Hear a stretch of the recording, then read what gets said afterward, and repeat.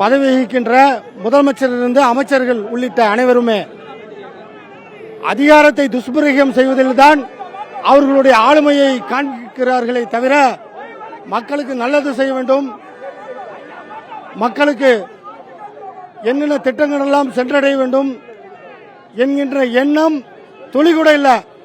காவிரி பிரச்சனையை கையாளாகாத தனத்தை மறைப்பதற்காக இன்றைக்கு எதிர்க்கட்சி தலைவரை கைது செய்திருக்கின்றார்கள். இதுதான் உண்மை. காவிரி பிரச்சனையை பற்றி அவர்களுக்கு எந்த அடிச்சூடுமே தெரியாது, எந்த அடிப்படையுமே தெரியாது.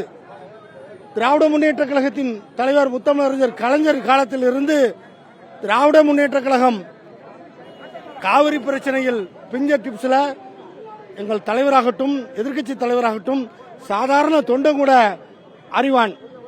தமிழகத்திற்கு 205 டிஎம்சி தண்ணீர் வாங்கி கொடுத்தவர் யார்? முத்தமிழறிஞர் கலைஞர் என்று எந்த அடிப்படையுமே தெரியாதவர்கள் ஆட்சி அமைத்திருக்கின்றார்கள்.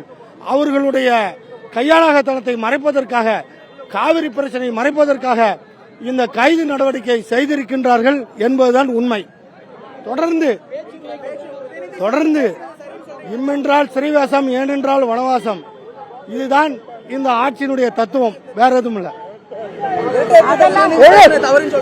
கூத்தாடிச்சு புரியும், கூத்தாடிச்சு தவறியா தவறில்லையா